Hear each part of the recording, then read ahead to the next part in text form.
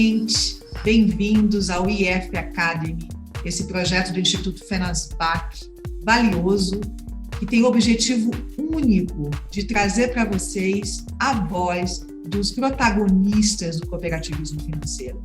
Nós, Instituto Fenasbac, ligados à Federação de Servidores do Banco Central, temos a missão compartilhada com o cooperativismo financeiro de gerar impacto positivo nesse nosso país maravilhoso, colocando as pessoas no centro desse impacto, no centro dessa importância. Por isso que, para o Instituto, o cooperativismo financeiro hoje é o principal segmento de atuação, é uma bandeira, acho que não chega a ser uma militante como o Enio aqui conosco, mas sem dúvida nenhuma, uma apaixonada, né? E somos todos pessoas que acreditam absolutamente nesse princípio, nesse desenho e nessa prática do cooperativismo financeiro.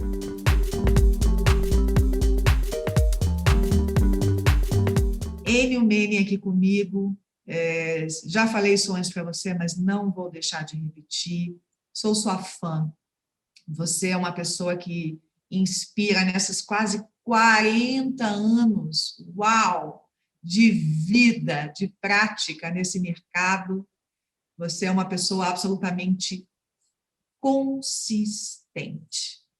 Todos os seus livros, especialmente o livro que hoje vai fazer parte do nosso tema principal, é um livro onde a gente identifica emoção, identifica consistência na narrativa, e isso tem assim um poder, né, de transformação e de chamamento para que a gente siga essa militância com você e para que a gente siga essa bandeira.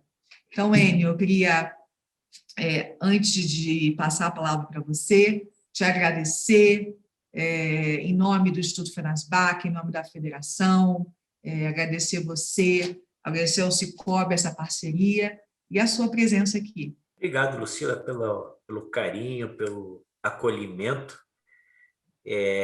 enfim, por sua generosidade.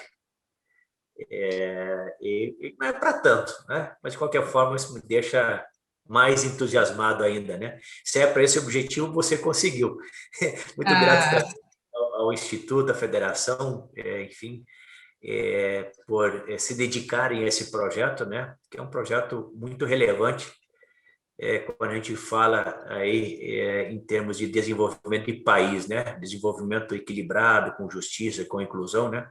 Eu creio que o cooperativismo financeiro, ele efetivamente já vem dando uma contribuição relevante, mas pode dar uma contribuição muito mais substantiva, ou seja, pode decididamente aumentar seu protagonismo, como é o desejo do usuário de serviços financeiros, como é o desejo da sociedade, e como vem sendo o incentivo do próprio Banco Central do Brasil, sobretudo, né, com a sua agenda BC-Hash, que fala lá em inclusão, educação financeira, competitividade, fala em transparência e fala em sustentabilidade. Esses pilares todos, absolutamente todos, têm tudo a ver com o cooperativismo financeiro. Daí a nossa grande responsabilidade de dar uma contribuição mais efetiva para que esses pilares efetivamente se estabeleçam em definitivo, né, e tragam benefício para toda a sociedade. Realmente é bastante alinhamento. Impressionante, eu vou só lembrar aqui um pouquinho do currículo do Enio. Estou aqui com um livro, Cooperativismo Financeiro na década de 2020, sem filtros. E a gente entende todo esse arcabouço que está aqui na minha frente a partir de uma trajetória, né, de advogado, direito de empresa e de economia, advocacia empresarial em ambiente globalizado, gestão estratégica de pessoas e aperfeiçoamento em gestão estratégica também pelas melhores instituições, né, no Brasil e do mundo, professor convidado na USP, FGV e outras entidades acadêmicas para cursos de pós-graduação e coautor de artigos e livros sobre cooperativismo financeiro, na área no qual milita, há quase 40 anos, que delícia. E, entre as obras do Enio, queria destacar Cooperativismo Financeiro, Percurso Histórico, Perspectivas e Desafios, e Cooperativismo Financeiro, Virtudes e Oportunidades. Além disso tudo, né, além dessa pessoa maravilhosa e desse currículo, Enio, hoje, diretor executivo do Sicoob CCS, de todo o sistema Sicoob. Obrigada, Enio, bem-vindo. Que trajetória! E, além de convidar você a falar dessa tua trajetória, eu estou bastante curiosa para saber por que o Sem Filtros no título do livro. Boa, muito boa questão, né? Não é muito corriqueiro, usual, Lucila, a gente admitir a nossa incompletude, você concorda? A gente gosta de contar vantagem, a gente fala de aspectos positivos, normalmente, né? Só fala das virtudes e tal, né? Para todos os efeitos, de regra, nós somos perfeitos no que fazemos, né? Em tudo, dentro e fora do ambiente profissional, família, né? No convívio social. E aí a gente até poderia perguntar quem fala mal de si mesmo. É raro isso, né? Muito raro. A não ser que com isso tenha algum objetivo, né? Mas a sinceridade ela é absolutamente fundamental, né? Então, esse complemento ao título é uma espécie de alerta que eu pretendo fazer, que indica, né, que o livro, além de explorar o virtuosismo cooperativista, ele já é bastante difundido, cada vez mais, que bom, né? E começa a ser apreendido bem pela sociedade, mas o livro revela também, e sem nenhum tipo de autocensura, as deficiências e os gaps que ainda temos no movimento cooperativo, né? Ninguém se estabelece de forma perfeita, né? Sempre tem, né, alguma oportunidade de aprimoramento. Então, tendo chegado a esses quase 40 anos de militância no movimento, e dada a biografia que a gente constrói, né, porque você acaba, né, sendo acompanhado de alguma forma, as pessoas começam a te observar, né, para bem ou para mal, né? Então a gente tem que tomar muito cuidado com o que fala, né? E como fala, né? Então eu achei que deveria ser um pouco mais explícito com relação às nossas responsabilidades e também deveres, eventualmente não de todo atendidos ou cumpridos, né? É algo do tipo, o que está diferente entre a prática e o discurso, né? Lógico, Lucila, isso tudo, obviamente, vem a bem da causa, né? Quando a gente fala isso, quando a gente é transparente, verdadeiro, a gente está cuidando com mais carinho ainda da causa, né? Então, mesmo porque se você admite que tem que melhorar, a primeira coisa é aceitar aquilo que não esteja 100%, né? De todo bem, né? Então, isso implica fazer um diagnóstico completo. Esse é o meu objetivo, né? Afinal, a verdade é a transparência, Lucila, para quem já teve contato ou ainda vai ter contato com a doutrina cooperativista, são dois pilares absolutamente imprescindíveis né, do cooperativismo. São muito caros ao movimento. Sem verdade e sem transparência, não tem cooperativismo autêntico, não tem cooperativismo verdadeiro. Enfim, essa é a proposta do estudo, tá, Luciano? Maravilha, Enio. E, sem dúvida nenhuma, você traz pontos essenciais para nós, para os nossos negócios, né? Para as nossas pessoas, né? O quanto que a gente precisa encarar essa verdade, né? Sem miopia, sem harmonia artificial, mas a gente olhar realmente, verdadeiramente para a gente, para dentro das nossas práticas, né? E entender, bacana, qual é o gap, né, entre discurso e prática, que todos temos, não absolutamente um segmento ou outro, todos temos, e o que nós podemos aprender com isso e, de forma corajosa, que eu me coloco para encarar essa realidade, também, de forma corajosa, me coloco para agir, para aproximar esse discurso dessa prática. Então, maravilhoso, e a gente entende, a partir do início dessa leitura, a gente entende realmente o seu convite corajoso, honesto, para que o cooperativismo financeiro mergulhe profundamente na sua essência, né? Profundamente nos princípios do cooperativismo e pratique mais, né? Intercooperação, pratique mais interesse genuíno pela comunidade, pratique mais gestão participativa, e tudo isso relatado, né? Com dados riquíssimos e, principalmente, esse convite. E é essa narrativa que envolve a gente, que coloca a gente aí um defensor, né, desse teu convite maravilhoso. Mas vamos falar da história do cooperativismo, assim? O cooperativismo, né, há quase 200 anos aí, é um grande modelo de inovação, apesar de 200 anos, né, um modelo absolutamente inovador, que impacta, né, mais de 1 bilhão de pessoas no mundo, tem esses números maravilhosos, né, mundiais, e, sem dúvida nenhuma, uma presença mais expressiva brasileira, né, a partir, principalmente, desse market share, essa presença de mercado hoje de quase 10%, né, e desse convite para o Banco Central de preencher esses 20% de presença no mercado. Mas fala um pouquinho sobre o cooperativismo no mundo, ao redor do mundo. O que você destaca para a gente? Você já mencionou um dado relevante, esse número expressivo de membros que você acabou de mencionar, significa algo como 15% da população mundial. Estou dizendo que 1 entre cada 6 pessoas físicas ao redor do mundo tem um vínculo, né, com o cooperativismo. Cooperativismo como um todo, agora estou falando não só do cooperativismo financeiro, né? E o que torna esse movimento, sem dúvida nenhuma, né, a maior organização socioeconômica do planeta, indiscutivelmente. A combinação do econômico com o social coloca o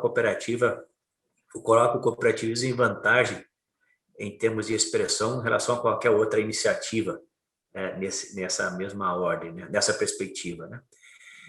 Mas tem um número que eu gosto muito, Lucila, o que justifica, inclusive, uma grande proximidade entre os objetivos traçados pela ONU, né? A suprameta, né? Que é de promoção da paz social, objetivos, né? Vários deles voltados para o desenvolvimento sustentável. Esse número aqui. As cooperativas geram cerca de 250 milhões de postos de trabalho. E aí não estou incluindo os membros, postos de trabalho mesmo, né? São vínculos empregatícios, né? Enfim, geração de trabalho com renda, né? Nos modelos que a gente conhece, né? Isso significa 20% a mais de profissionais dedicados à causa, como trabalhadores, do que a soma de todas as multinacionais, olha só. Né? Uau! Esse é um número impactante, né? A gente sabe como é relevante, né, você ter emprego, você ter renda e tal, e as cooperativas, como agentes de desenvolvimento, né, socioeconômico, propiciam muito, né? Enfim, muitos empregos, né, muitos postos de trabalho. E o cooperativismo é forte em todos os ramos, né? Mas, né, num determinado ramo é mais forte num país, no outro em outros, por exemplo, na área rural, na área agropecuária, né? As cooperativas são muito expressivas na Espanha, na Itália, na França, na China e nos Estados Unidos. Né? Por exemplo, quem não gosta de um espumante, de um champanhe, né, como fala adequadamente, né, e só lá, na França? Pois o maior quantitativo de champanhe produzido por lá é de cooperativas ou de produtores associados a entidades cooperativas. Olha que legal, né? E combinando com o vinho, nós temos, por exemplo, o queijo parmesão. Em alguma medida, o azeite de oliva, né? Então, respectivamente, na Itália e na Espanha, né? São majoritariamente produzidos por empreendimentos cooperativos. É super legal isso, né? É super legal. Um caso interessante, pontualmente, também é o da Finlândia, um país conhecido, né, por seu posicionamento, melhor dizendo, econômico e social, né? Lá nós temos um número de cooperados que equivale a 1,5 vezes, né, a população. Aí você pergunta, mas como assim? Tem mais cooperado do que a população? Ocorre que lá, Lucila, nós temos muita gente que é cooperada em mais de uma cooperativa, que é sócia, né, de uma cooperativa habitacional, de produção financeira. É um país bastante cooperativista, né, se a gente olha a partir desse número. No cooperativismo financeiro também, a gente tem alguns dados interessantes, né? Nós temos entre os 50 maiores grupos financeiro-bancários do mundo, 6 deles são de natureza cooperativa, ou controlados por grupos cooperativos de alguma forma, né? É o caso, né, por exemplo, do Crédit Mutuel na França, do DZ Bank na Alemanha, do Norinchukin Bank lá no Japão, só para dar exemplos, né? Enfim, de alguns países. Então, isso também mostra a expressão, a relevância, né, da participação do cooperativismo financeiro nos sistemas financeiros locais ou desses países, né? E falando da expressão do cooperativismo financeiro em alguns países, eu gosto sempre de trazer o exemplo da França, Luciano. Lá, as cooperativas respondem por 70% do crédito concedido ao pequeno negócio. Então, sobra 30% para bancos e outras instituições. E a gente sabe que o pequeno negócio é o motor na geração de emprego, né, da dinâmica econômica. Lá e cá, né? Aqui responde por mais de 90% dos empregos. Então, as cooperativas realmente têm uma contribuição bastante expressiva. E, na França, nós temos aí cerca de 40% da população, pessoas físicas, né, portanto, sócias, membros de cooperativas financeiras. A gente tem lá 3 grupos bastante fortes, né, e que também, por isso que a França tem uma maior participação entre os grupos mais expressivos, né, nesses 50 maiores instituições financeiras. Dos 6, 3 são grupos franceses. Não é por nada, né? E a França, nós sabemos que é a segunda economia da Europa, logo depois da Alemanha, né? Onde o cooperativismo financeiro também é forte. Aliás, o cooperativismo financeiro surgiu na Alemanha, ainda no século XIX. E de lá veio para as Américas, né? Lá entrando pelas portas do Canadá, em Quebec, e depois veio, bem no início, né, do século XX, veio parar no Brasil, pelas portas do Rio Grande, no Rio Grande do Sul. Nós temos uma cooperativa que é a segunda mais antiga em funcionamento das Américas, é brasileira, que tem sede em Nova Petrópolis. E aí eu já vou finalizando aqui, né, esses aspectos assim mais impactantes, para dizer o seguinte: considerando os 7 ramos hoje reconhecidos do cooperativismo financeiro, né, de produção de bens e serviços, de transporte, na área da saúde, as cooperativas no Brasil respondem por cerca de 11% de tudo que se produz no ano, ou seja, o PIB. Olha só, que relevância. Se você pega a área agropecuária, né, a dimensão agropecuária, as cooperativas aí já respondem aí, né, por mais de 40% de tudo que se gera no campo. Olha só que relevante. E a gente exporta para 140 países, né, gerando um caixa aí de cerca de 5 bilhões de dólares anuais, né? E para finalizar mesmo, tem um case super legal, viu, Luciano? A gente gosta muitas vezes de falar só das grandes cooperativas, dos grandes números, e tem tantos bilhões, gera tanto resultado e tal, mas a gente tem cooperativas diminutas, muito pequenas, e que causam um impacto social extraordinário. É o caso, por exemplo, de uma cooperativa lá do sertão baiano, do interiorzão da Bahia, né, que a gente tão bem conhece por suas dificuldades, mas tem uma cooperativa lá de agricultura familiar que é composta, por sua maioria, de cooperadas mulheres. e que começou a pouco a exportar doces de maracujá e de banana para a Alemanha, simplesmente uma das nações mais prósperas do mundo e a mais próspera da Europa, né? E mais, essa mesma cooperativa, pequenininha, mas que tem um alcance social extraordinário, gerador de renda também, começa a se preparar para entrar na Polônia, na Espanha, nos Estados Unidos. E isso é motivo, evidentemente, de muito orgulho de todos nós que somos atores do movimento. Que legal, né? Você tem grandes, pequenas, médias e pequenas cooperativas, todas elas dando a sua contribuição para o desenvolvimento socioeconômico. É uma viagem a gente acompanhar esse teu relato do mundo, da realidade do cooperativismo no mundo, a presença, né, a participação e o impacto. Tenho certeza que isso é um convite, né, e é um horizonte para o crescimento do cooperativismo no Brasil, especialmente do cooperativismo financeiro, e tenho certeza que isso estimula todos vocês, né, todos nós que somos agentes, né, viabilizadores desse sistema, de forma prática, assim.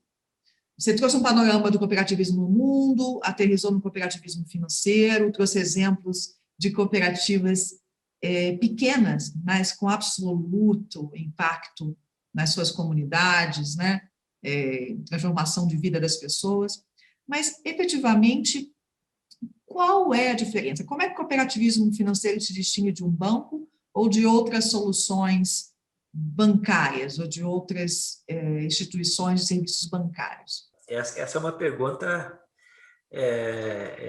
muito repetida por aquelas pessoas que procuram uma instituição financeira ou que são abordadas por cooperativas financeiras para fazer parte dos seus quadros, né, para trilhar a experiência numa instituição que tem características um pouco distintas, né? Não tô eu não gosto muito de falar que é melhor ou pior, né? O cooperativismo financeiro ele é distinto, ele é singular, ele tem algumas características que são apenas dele, né, do cooperativismo financeiro. Mas também tem semelhanças, Lucila, que é importante mencionar, por exemplo, no campo operacional do portfólio de produtos e serviços, há um grande nível de similitude, né, com o que os bancos, principalmente esses bancos de varejo, os bancos universais de varejo oferecem. E, em alguma medida, as próprias plataformas digitais já começam a oferecer, né, já começam a ter um portfólio mais eclético. Também, quando a gente fala de gestão de risco, de marco regulamentar, supervisão, as cooperativas se sujeitam aos mesmos órgãos reguladores e de fiscalização de uma instituição, de uma grande instituição financeira bancária, ou de uma fintech, agora já estão chegando as big techs, né?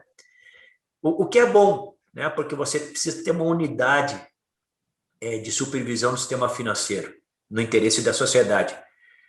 E olhando lá para o artigo 192 da Constituição Federal, que estabelece o objetivo do sistema financeiro: promover o desenvolvimento equilibrado do país. Então, todos esses agentes fazem parte e precisa ter algum tipo de aproximação. Mas, enfim, essas são as semelhanças.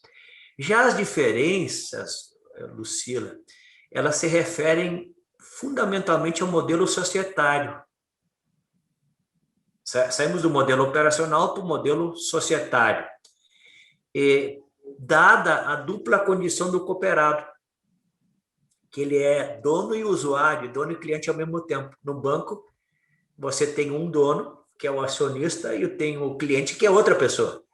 Na cooperativa, até para poder economizar, deixar suas economias para a administração da cooperativa e tomar crédito, por exemplo, você tem que se tornar um coproprietário. Essa é uma distinção muito relevante. E com o desdobramento dessa condição, Lucila, nós temos aí o compartilhamento da gestão também. À medida que o cliente, o usuário é dono, ele compartilha a gestão. E também compartilha o resultado, como qualquer dono de qualquer empresa. Você compartilha o capital, compartilha a gestão e compartilha o resultado. Na cooperativa, você junta o cliente, né, e dono na condição de cooperado que passa, então, por essas características, né? Enfim, por essa posição dentro da organização. E tem mais, nas cooperativas, diferente de uma instituição bancária e mesmo de uma fintech, ou big tech, todos os funcionários são também coproprietários, eles são sócios. Isso significa o quê? Um maior interesse, um maior engajamento para oferecer serviços e soluções, bem como atendimento de qualidade. Porque interessa ao funcionário crescer, se desenvolver lá dentro, né, como profissional, mas também interessa a ele colher os resultados econômicos da sua condição de dono. Veja, a gente até percebe alguns movimentos de algumas empresas e no meio financeiro de alguns bancos, distribuindo ações para os seus funcionários para que eles assumam, né, uma condição mais de pertencimento, de engajamento. Na cooperativa isso é natural porque o modelo é esse, o modelo societário é esse. E, obviamente, possivelmente uma das maiores singularidades, uma das maiores virtudes do cooperativismo, se eu posso, né, falar isso, né, quando eu faço um comparativo com outros modelos, é o engajamento, compromisso territorial, que tem múltiplos desdobramentos. Por quê? As cooperativas são instituições locais ou regionais, Luciano, cujos donos são as pessoas que residem ali e empreendem. Diferente, por exemplo, de uma instituição bancária, onde usualmente os coproprietários, os acionistas, né, pelo menos os detentores do controle, estão em grandes centros urbanos, e não tem nada de errado nisso, esse é o modelo. E no mundo todo tem todos os modelos e convivem bem, ótimo. Mas na cooperativa, né, como o poder é compartilhado, a propriedade, né, ela é coletiva, ela acompanha, né, o posicionamento geográfico dos seus membros. E daí o interesse da cooperativa de servir aquelas comunidades de onde vêm seus membros. Também não tem isso vamos dizer assim, uma coisa diferente. Não, é porque o modelo societário é esse. É natural que as cooperativas se preocupem mais, criem vínculos mais efetivos com os seus membros e com as suas comunidades. Porque esse é o desenho estrutural, é o desenho, né? Você vai, por exemplo, passa por dentro da doutrina, pelos princípios e valores cooperativistas, você vê, por exemplo, lá, gestão democrática e participativa, né? O segundo princípio, você tem o interesse pela comunidade, o sétimo princípio cooperativista. Isso é tão forte que faz parte dos seus pilares filosóficos e doutrinários. É muito, né, se a gente vai falando, fica até fácil de entender porque essa distinção, porque esse posicionamento. Está tudo conjugado com o modelo, com o modelo societário. Lógico, Lucila, olha só, de novo, voltando ao sem filtro, essa situação de usuário dono, ela não traz só bônus, mas também tem ônus. Você vai lá no banco, por exemplo, se o banco tem um insucesso, quebra, vai lá, né? Vamos usar essa expressão bastante conhecida, né? Embora técnica, mas enfim, descontinua suas atividades. Tem lá o prejuízo, tem, né, o compromisso.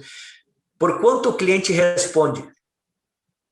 Ele não tem vínculo societário.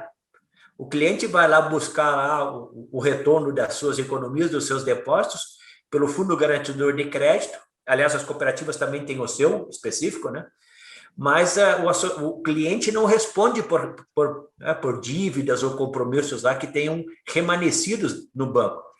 Na cooperativa, não, como ele é dono, assim como o acionista do banco arca lá com os prejuízos, com os problemas, na cooperativa, quem arca com as consequências, nesse caso, de descontinuidade de alguma cooperativa, é o usuário dono, cooperado.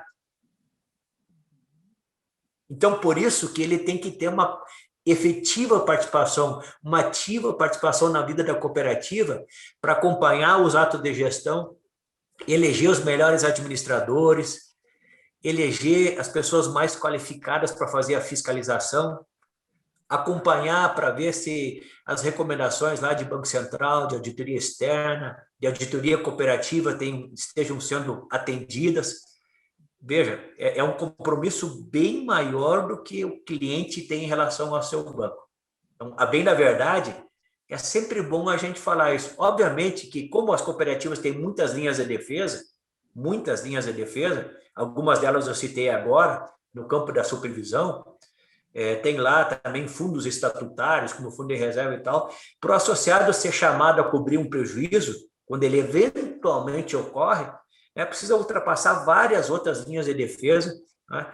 E isso, então, faz com que raramente aconteça, se concretiza a hipótese dele responder por algum prejuízo, mas pode acontecer, que a gente tem que falar, né, a verdade. E no outro sentido também, talvez ainda mais nobre, né, porque envolve filosofia e doutrina cooperativista,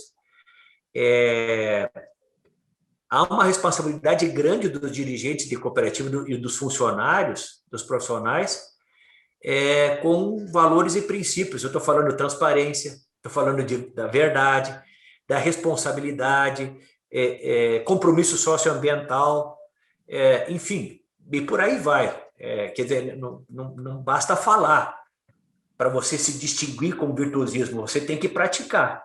Falar é fácil, de novo. Então, é grande o compromisso por aqueles que estão no dia a dia de fazer cumprir isso, que são os dirigentes e os colaboradores. É por aí, tá, Lucila? O que é mais ou menos parecido com os modelos que nós conhecemos e o que é diferente. Bacana, Enio. Existem vários pontos que diferenciam e que colocam muito mais valor, ou colocam um valor compartilhado, né, no modelo do cooperativismo financeiro. Isso é nítido, mas o quanto que a gente tem o desafio de fazer com que as pessoas conheçam isso, né?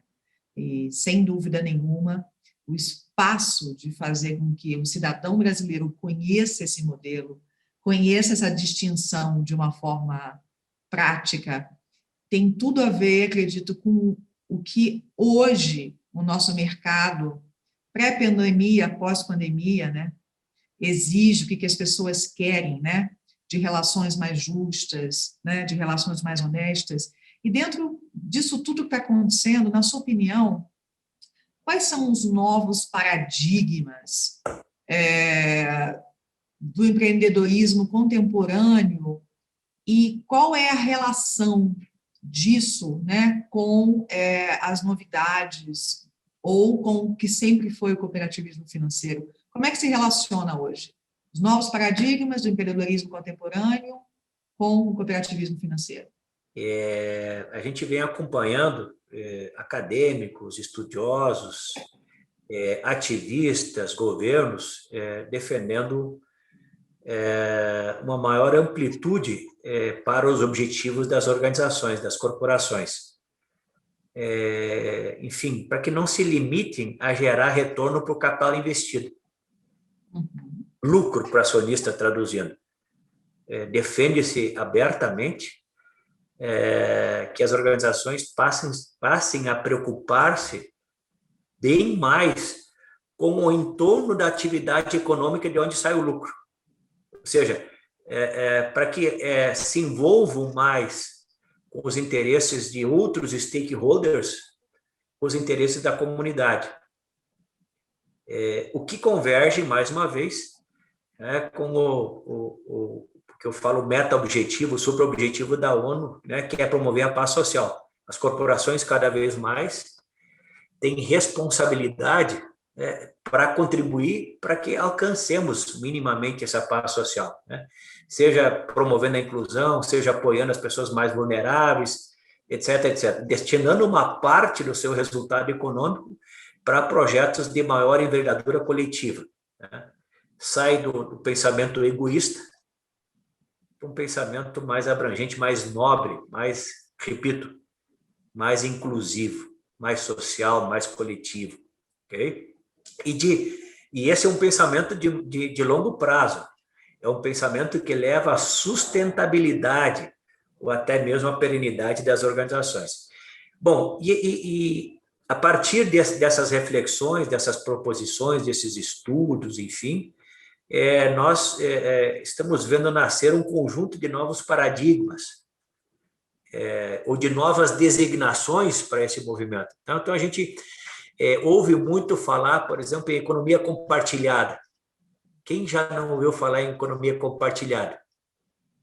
É disso que eu estou falando. E o que tem a ver economia compartilhada ou coletiva, né, com o cooperativismo? Tem a ver, no nosso caso, com gestão democrática, com solidariedade econômica e com repartição do resultado, coisa sobre a qual a gente falou há pouco. Então, isso sim é economia compartilhada. Fala-se muito em economia colaborativa também. Ora, a cooperativa é uma sociedade que resulta da cooperação entre pessoas. Cooperação rima com colaboração imediatamente. Nós falamos de capitalismo consciente, que é um movimento global e que tem a sua representação no Brasil pelo Instituto do Capitalismo Consciente Brasil, aliás, do qual eu fui conselheiro deliberativo até o início deste ano. Mas o que tem a ver o cooperativismo financeiro, o cooperativismo em geral, com o capitalismo consciente? Nós puxamos lá os valores e os princípios cooperativistas, que falam em ética, em responsabilidade socioambiental, em transparência, em verdade, equidade. Isso tem ou não tem a ver tudo com o capitalismo consciente? Claro que tem. Empresas mais humanizadas. Cooperativa é uma sociedade de pessoas que se sobrepõem ao capital, aliás, que utilizam o capital como instrumento para ter acesso a soluções, no nosso caso, financeiras, mais adequadas e com preços mais justos. Então, a sobreposição de pessoas em relação ao capital e não o inverso, já implica por si só num capitalismo, num empreendedorismo mais humanizado. A gente fala mais recentemente, isso ocorreu no início de 2020, se cunhou lá na edição do Fórum Social Mundial a expressão capitalismo stakeholder, que é uma espécie de uma derivação desses paradigmas, dessas designações que eu já havia mencionado aí. No nosso caso, a gente chama isso de interesse pela comunidade. E você se preocupa com os membros, com os colaboradores e com todo o entorno da comunidade. Olha só, né, como as coisas rimam. E o legal de tudo isso, e aí tem, por exemplo, o cashback, né, saindo um pouco mais, indo para o lado lado operacional, que é você devolver uma parte das tarifas e dos juros, dos encargos, enfim, do custo pago pelo cliente. A gente vê assim que isso está sendo difundido como uma grande novidade dos tempos contemporâneos, o pós-contemporâneos. O cooperativismo, né, a seu jeito, pratica o cashback desde que surgiu, em 1844. Como é que a gente chama isso? Devolução das sobras, repartição do resultado proporcionalmente à fidelidade operacional. O mesmo fundamento fidelidade operacional que é utilizada pelas instituições para devolver uma parte da tarifa. Quanto mais denso o relacionamento operacional, maiores os benefícios econômicos, né, por efeito do cashback. Olha só. E aqui eu poderia colocar vários outros paradigmas que estão sendo difundidos e muitas vezes colocados como invenções, né, de há pouco, de ontem ou de agora, mas que para o cooperativismo já são conhecidos e, mais do que isso, praticados há mais de uma centena de anos. Pegando esse gancho em relação a esses novos paradigmas, quais são os grandes pilares do compromisso das cooperativas financeiras com os seus territórios, com os territórios? Fala para a gente mais sobre isso, hein? E aqui eu me reporto, sobretudo, Lucila, ao 7º princípio cooperativista, que é o interesse pela comunidade, que eu costumo chamar como corolário dos princípios, até no livro eu falo isso, que é o princípio dos princípios. Então, quais são os aspectos mais impactantes desse compromisso com os territórios? Primeiro, o desenvolvimento econômico e social. Na medida que as cooperativas são instituições locais, dirigidas por pessoas que residem ou empreendem ali, cujos trabalhadores, inclusive em cargos de gestão, são dali, cooperativas promovem a retenção e a reciclagem retenção e reciclagem da poupança no próprio local. E muitas vezes, sobretudo para atividades do agronegócio e também para o empreendedorismo urbano, as cooperativas atraem recursos externos, muitas vezes de instituições que não têm uma grande rede, que tem que, inclusive, cumprir algumas exigibilidades que decorrem dos normativos, quer dizer, a alocação de parte dos recursos para uma dada atividade, elas se valem da rede cooperativa para fazer a distribuição, para cumprir essas exigências normativas. E o que implica isso? Você reinvestir recursos, reter recursos na comunidade, reter a riqueza local e trazer recursos de fora. Isso implica geração de renda, emprego, renda, faturamento nas empresas, daí é mais emprego, mais renda, significa mais tributos, né, gerados lá para os caixas, sobretudo dos municípios, que passam então a ter recursos para investimentos, sobretudo sociais, né? O caixa do poder público é fundamentalmente composto a partir da arrecadação de tributos, como nós sabemos, né? Enfim, reitero, isso é importante. A cooperativa é uma referência, talvez seja um modelo mais representativo de negócio local, né? Porque é formado pelas pessoas que estão ali na comunidade. Nesse sentido, Lucila, amplamente divulgados, enfim, na rede social, em veículos, né, de comunicação, nós temos estudos muito bacanas, densos, feitos pela FIP e também pela PUC, por exemplo, em parceria com o Sicredi. Nós mesmos, agora no Cicobi, por exemplo, estamos em uma parceria muito legal com a Fundação Dom Cabral, para medir justamente o nível de impacto da presença das cooperativas nos territórios, sobretudo com relação ao IDH. Qual é a contribuição das cooperativas para a melhoria do IDH nas comunidades? Nós vamos ter essa resposta já. Então, é importante ter entidades acadêmicas tradicionais e reconhecidas, né, por sua seriedade e qualidade para endossar, muitas vezes, discursos que a gente faz, convicções que a gente tem, que está por dentro do movimento, mas que precisam de evidências, né? Precisam ser demonstradas. Então, daí a importância da participação da academia, e a gente está intensificando esse relacionamento. Um outro pilar importante é a inclusão financeira. Nós temos, se a gente pegar o conceito de agência, que é o atendimento full, com dependências adequadas e tal, nós, o Cooperativo Financeiro, está sozinho em cerca de 600 comunidades brasileiras. Ou seja, não há outro agente financeiro que oferece atendimento permanente e pleno, com instalações adequadas e com portfólio pleno. Claro que nós temos os postos de atendimento avançado dos bancos, né? Algumas plataformas tecnológicas, a sua maioria que alcançam todo o território nacional, mas não estão presentes, não atendem localmente, não empregam localmente, não acolhem localmente, não dialogam localmente. As pessoas não percebem, né? E acabam carreando, transferindo riquezas para fora dessas comunidades. As cooperativas não, elas estão lá, são de propriedade das pessoas que estão lá. Outro pilar também muito importante é o da educação financeira. As cooperativas têm tido uma atuação muito intensa com relação a esse que também é um pilar da Agenda ABC-RECH, assim como a inclusão financeira é, né? Para você ter uma ideia, uma evidência dessa atuação efetiva das cooperativas nesse particular, na última edição que nós tivemos da Semana Nacional de Educação Financeira, que é liderada, né, ou co-liderada pelo próprio Banco Central, nós identificamos lá 86% das iniciativas capitaneadas por cooperativas.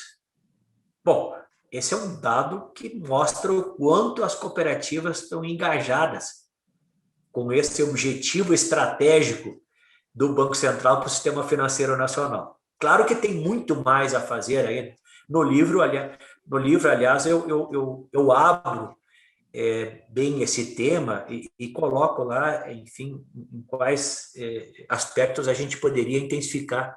E de que forma também, né? Não falar, tem que fazer isso, tem que fazer aquilo, mas de que forma? Tem lá uma proposta objetiva, de escopo, de acompanhamento. Educação financeira tem que ser associada a portfólio também.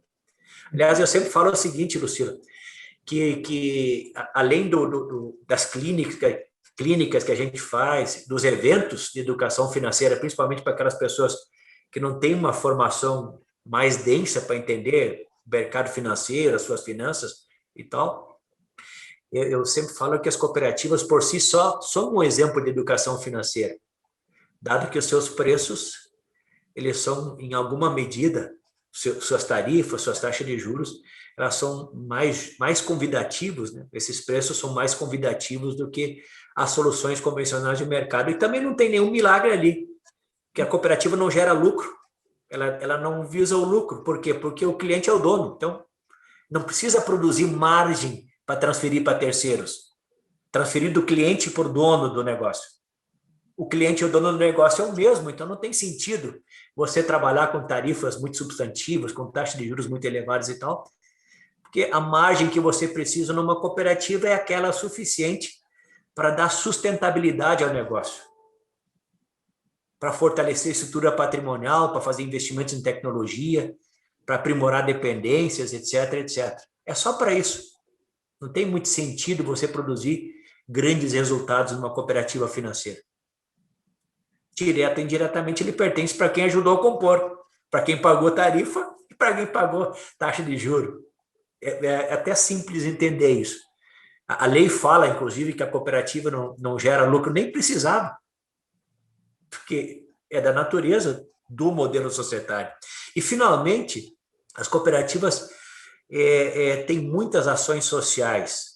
São realmente milhares e milhares de iniciativas. Mais uma vez, no livro eu trago um conjunto grande de exemplos, eu divido, salvo engano, em 8 ou 9 blocos, essas ações sociais, e que inclui até mesmo o provimento de recursos por meio de fundos sociais, que muitas cooperativas já estão criando, né? Nos campos da educação e formação, meio ambiente, cultura, saúde, esporte, né? Até segurança. No campo da segurança, normalmente os recursos públicos são escassos, para aparelhar as forças de segurança, as cooperativas têm uma atuação forte. E também, obviamente, no campo da inclusão e da cidadania, né? Você também entra aqui a integração com o mercado de trabalho e o próprio incentivo ao empreendedorismo. Nossa, eu poderia falar de vários outros exemplos ou em várias outras perspectivas de atuação nesse particular, mas se eu falar tudo aqui, as pessoas não vão procurar o livro, né, Lucila? Então, chega de spoiler. Exatamente, mas tem muito mais coisa no livro. Eu tenho certeza que se a gente ficar falando mais 1 hora aqui, tem muito conteúdo bacana e exatamente como você colocou, Enio, é o como fazer, né? Trazendo realmente dados, né? Fazendo uma análise rica desse cenário, mas trazendo já caminhos, né? Porque as pessoas precisam, de alguma forma, transferir isso cada vez mais para a prática, e esse é o teu convite, com certeza. Sem dúvida, esses são pilares ricos, a gente acompanha o cooperativismo financeiro, já são anos, né? A federação tem 55 anos de vida, foi criada pelo Banco Central, então a gente acompanha muito de perto todo esse impacto real, todo esse cascateamento de impacto local, né? O quanto que o cooperativismo financeiro viabiliza comunidades, viabiliza desenvolvimento, e eu fico muito grata hoje pelo Instituto de rodar esse Brasil, de rodar o interior, de conhecer realmente a prática, né? Os projetos do cooperativismo que levam luz elétrica, que levam, né, prosperidade, que levam possibilidade de realização de sonhos, e o quanto que saber que iniciativas de materializar ou de medir isso de uma forma mais pragmática, né? Além do próprio relato das comunidades, do próprio impacto, né? diretamente em projetos do cooperativismo financeiro, vocês entram onde as cidades com IDH inviável, né, para entrar, então é aí que é legal, né, entrar. Isso é muito, muito legal, inclusive nós estamos, que a gente já conversou com você, com a iniciativa do reconhecimento de inovação com propósito no cooperativismo financeiro. Temos uma agenda agora na segunda-feira com o Banco Central, né, para a gente fazer o cronograma de lançamento. Avançamos muito na criação desse índice, né, esse índice global que vai evidenciar muito desse propósito no cooperativismo financeiro, sem desconsiderar a necessidade de evolução e transformação, que faz parte do próprio DNA. Olhando isso tudo, todo esse panorama que você traz, né, todo esse convite aí do Banco Central para o cooperativismo crescer, Norte e Nordeste, né, do cooperativismo financeiro ocupar o local, né, merecido, a cadeira merecida no mercado financeiro.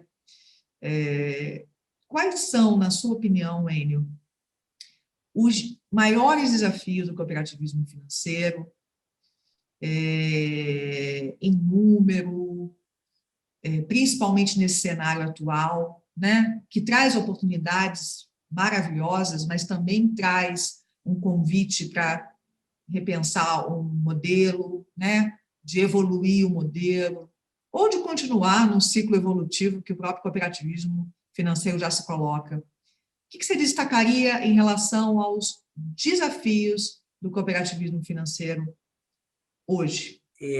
Acho que, em primeiro lugar, é importante situar o cooperativismo dentro do seu campo de competição, de concorrência. Nós temos, do outro lado, grandes instituições bancárias, tem 5 grandes, expressivas instituições bancárias, nós temos as plataformas tecnológicas, as fintechs, e agora as grandes entidades do mundo tecnológico também, começando a oferecer as suas soluções, enfim. Então, isso torna o desafio do cooperativismo financeiro de sobreviver e de avançar nesse campo muito maior, muito grande. A gente não está no mercado qualquer, a gente está no mercado muito experimentado, com frequentes evoluções, com forte conteúdo tecnológico, com forte conteúdo, cada vez mais, para tornar as experiências com os usuários mais fluídas, mais rápidas, mais confortáveis, enfim. A gente tem aí o Pix, que já provocou uma mudança muito expressiva no campo, né, das transações, né, dos pagamentos, que em alguma medida retira alguma receita das instituições financeiras como um todo, e das cooperativas não é diferente.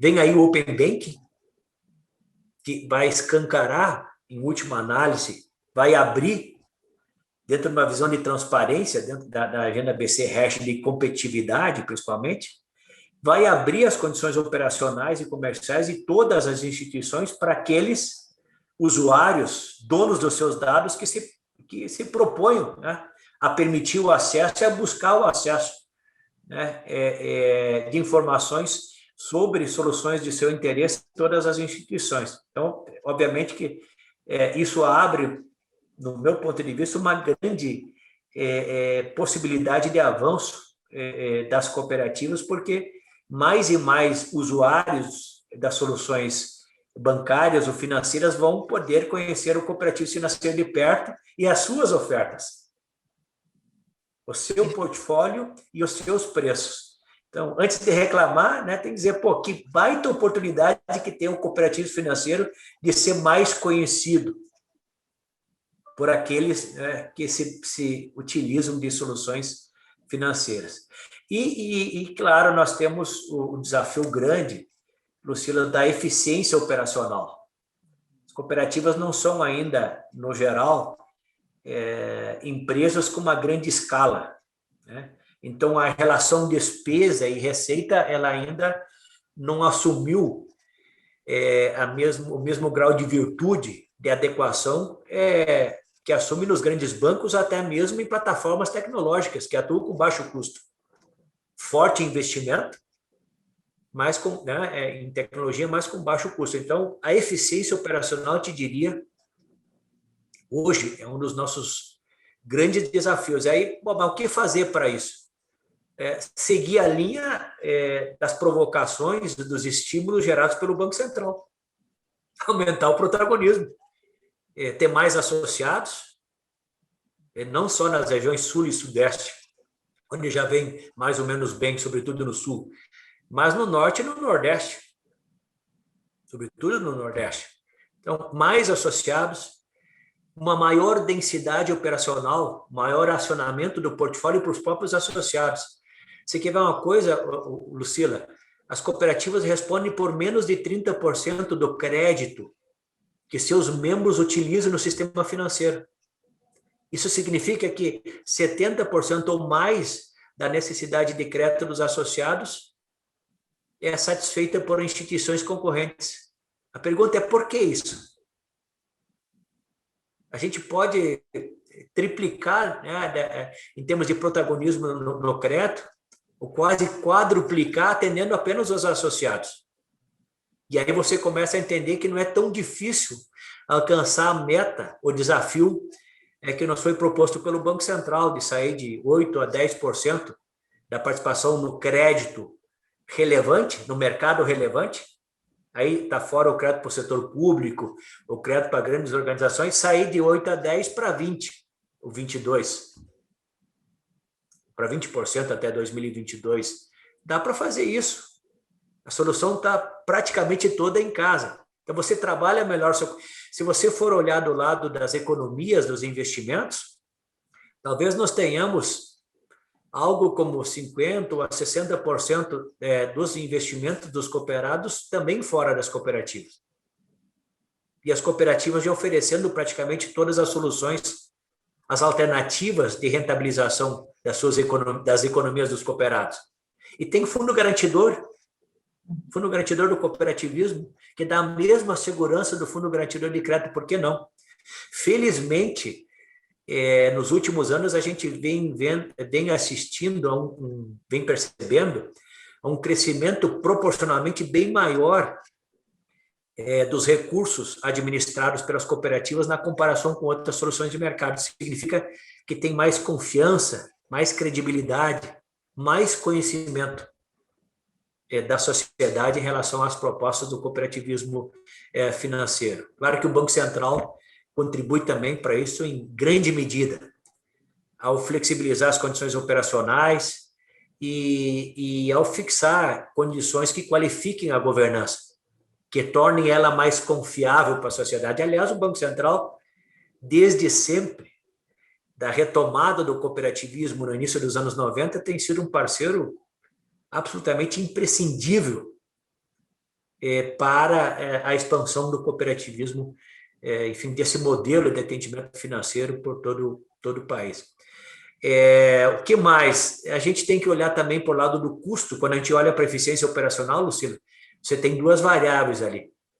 Tem o lado da geração de receitas, mas também não adianta só gerar receita se você não olhar para os custos. Então, tem que otimizar custos. Aproveitar, por exemplo, melhor as estruturas sistêmicas para alocar estruturas e componentes organizacionais comuns ao conjunto das cooperativas. Em vez de cada cooperativa, cada unidade regional ter sua estrutura de back-office, por exemplo, de apoio ao negócio, por que não colocar em âmbito nacional? E aí você compartilha os custos, dilui os custos entre todos os associados de todas as cooperativas. Daí o desenho sistêmico, aliás, o Banco Central insiste muito nisso. Se você vê os normativos, você pega a resolução 4434 de 2015, ela fala que os sistemas cooperativos, nos seus arranjos, tem que olhar para princípios como economicidade, eficiência e utilidade. É do que eu estou falando. Então, mais receita, mais negócios, mas também com uma gestão de custos mais responsáveis.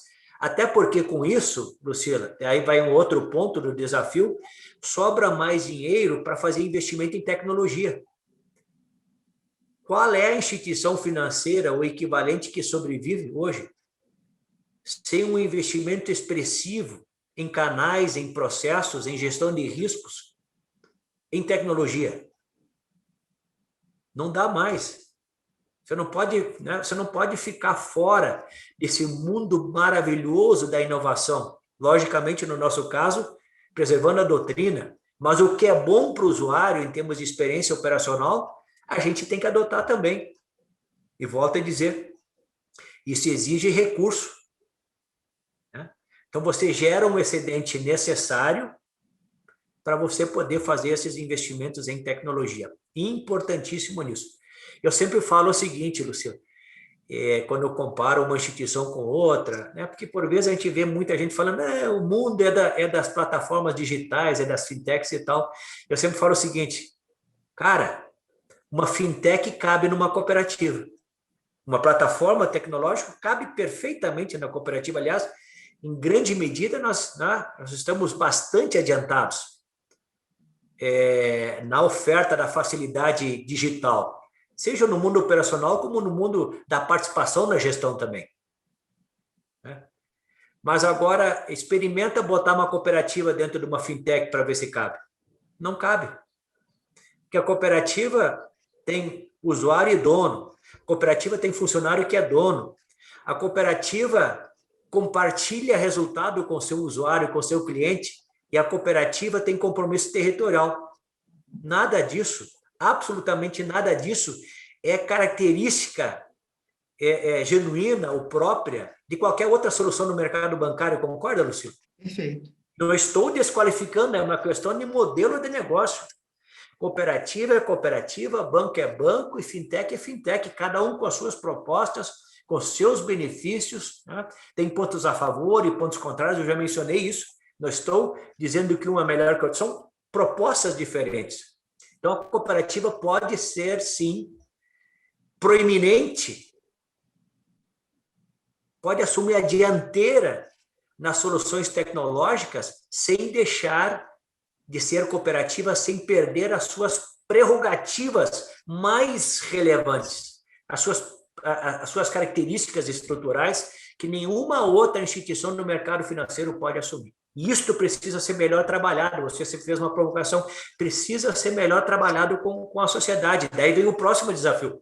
Como que eu divulgo adequadamente os diferenciais cooperativos e seus impactos benéficos para os territórios?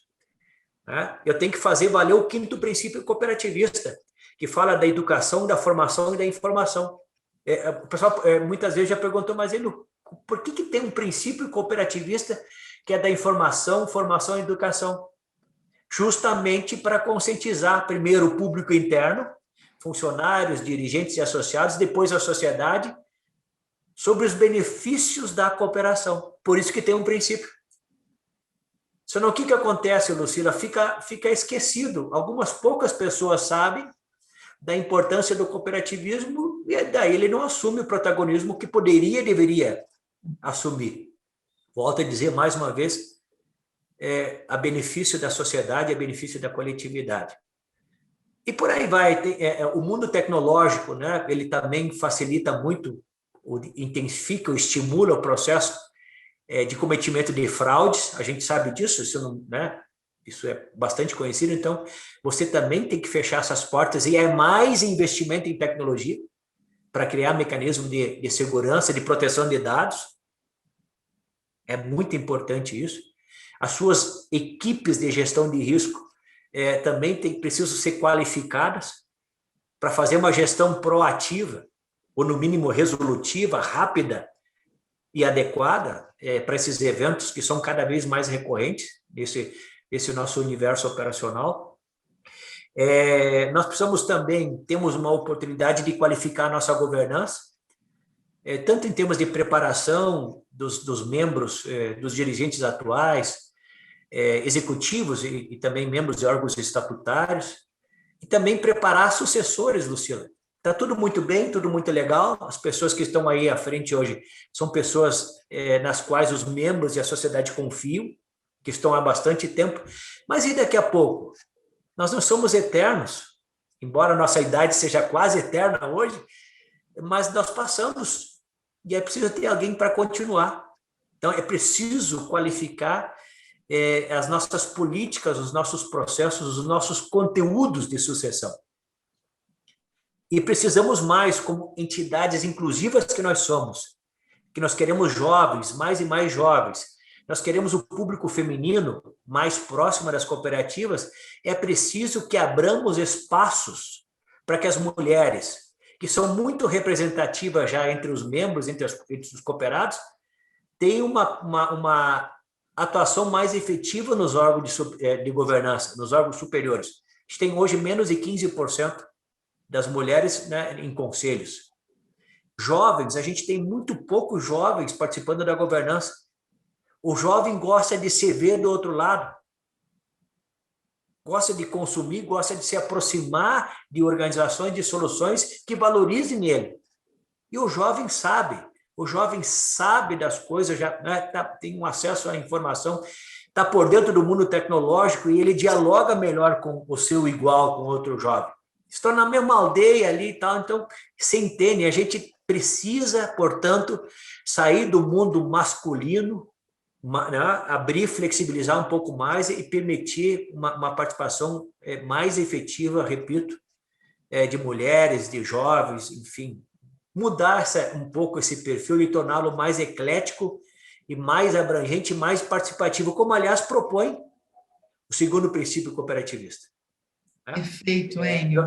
Estamos nesta linha, precisamos qualificar. E aí a gente começa lá por comitês, por núcleos, pelos delegados, para que eles para que eles tenham uma vivência por um tempo no cooperativismo e possam assumir, por exemplo, cargos no conselho de administração. É disso que eu estou falando. E, finalmente, precisamos, dada a nossa responsabilidade com esse movimento, nós que estamos dentro, principalmente os executivos, funcionários e dirigentes, precisamos reaprender ou nos aprofundar no aprendizado da doutrina cooperativista.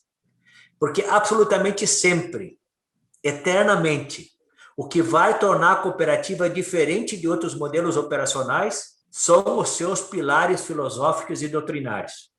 Tecnologia todo mundo tem que adotar, portfólio amplo, inclusive todo mundo tem que adotar, os preços vão ser cada vez mais justos no sistema bancário, entre outras soluções também. Então, o que sobra? Respeitar, difundir, densificar a prática da doutrina cooperativista. Isso que vai nos tornar sustentáveis e perenes. Por isso que a gente não pode parar de investir nesses fundamentos. Tem a intercooperação, por exemplo, que eu acabei não abordando ali quando eu falei de adequada gestão das despesas. Nós temos muitas oportunidades de cooperar entre as várias bandeiras do cooperativismo financeiro. Por que cada bandeira tem que ter a sua solução de negócio A, B, C, D, sua empresa que cuida da retaguarda de vários? Nós podemos nos aproximar e compartilhar estruturas com menos custo e até com mais qualidade a benefício dos associados comuns dos vários sistemas cooperativos financeiros das várias bandeiras. Por que não? E a intercooperação, Lucila, é mais um dos princípios. É mais um dos elementos que compõem a doutrina e a filosofia cooperativista, mais precisamente o sexto princípio. Então, a gente fala muito de intercooperação, mas pratica pouco. Ora, então vamos lá. Vamos fazer uma maior correspondência entre o que a gente prega e o que a gente faz. Aliás, eu sempre falo, quanto menos a gente falar e mais fazer, tanto melhor. Tipo assim, a gente prega, mas quanto menos utilizar a palavra, melhor. Já disse um sábio há muitos anos atrás. Perfeito, é isso. Enio. Maravilha, nesse papo reto, sem filtro, com toda essa análise, né, e essa relação prática que o cooperativismo financeiro está ancorado, nessa identidade bonita, coerente, consistente, reveladora E nessa doutrina, que eu não posso deixar, para a gente concluir o nosso papo delicioso, deixar de mencionar essa imagem inspiradora que está no seu pano de fundo, do padre suíço. Deixa uma mensagem final, inspiracional, Enio, que representa tudo isso que é o cooperativismo financeiro, tudo isso que é a doutrina dessa imagem, né, que representa esse exemplo no Brasil. Legal, Lucila, você é muito observadora. E esse pano de fundo, esse quadro, né, eu fiz questão de estruturar e compor para mostrar, de um lado, o precursor do cooperativismo, precursor do cooperativismo financeiro no Brasil, padre Theodor Amstadt, que começou pelo sul do Brasil, e de outro eu tenho um quadro de inclusão. Você pode ver todas as cores, todos os tamanhos, todas as idades. As duas coisas rimam absolutamente com o cooperativismo, tá? E particularmente com o cooperativismo financeiro. Como mensagem, eu queria dizer o seguinte: no nosso movimento, nós precisamos insistir a todo momento, todos os dias, para a gente construir cooperativas fortes, autênticas, genuínas. E não precisamos fazer do cooperativismo mais uma instituição convencional do mercado, que tem as suas propostas. E também não precisamos transformar as cooperativas em simples plataformas digitais. Já tem gente cuidando disso. Vamos tratar de ser cooperativa, cada vez mais cooperativa, aproveitando os mecanismos de facilitação operacionais, de aprimoramento da experiência dos nossos usuários e dos nossos associados. Isso sim, mas não abandonar o nosso movimento, a fundamentação do nosso movimento. Eu insisto muito. Porque, do contrário, um rosto que é bastante singular, o que poderia ser singular, como diz uma canção de rock, se torna vulgar no meio da multidão. Por que ser igual a todo mundo? Se tem uma proposta alternativa, você trabalha ela e segue. Por isso que a gente deve intransigentemente, Luciano, subordinar-se, e aí eu estou entrando no mundo do propósito, né? Propriamente dito, nós devemos subordinar o como e o que sempre ao porquê. Como e o que, processo, portfólio, ao porquê. Por que é que eu estou aí oferecendo produtos e serviços para as comunidades, para as pessoas?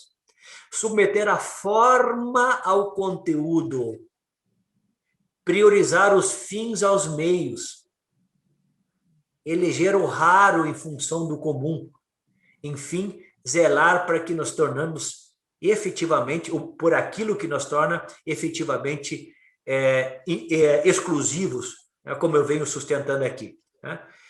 Nesses termos, certamente nós seremos muito bem-sucedidos com a nossa causa, causa com C maiúsculo, honrando o propósito sobre o qual o cooperativismo financeiro foi concebido, para o qual evoluiu, que é promover justiça financeira e prosperidade nos territórios. É isso, Luciano. Obrigada, Enio. Obrigada, querido. É um propósito coletivo, massivo, transformador, né?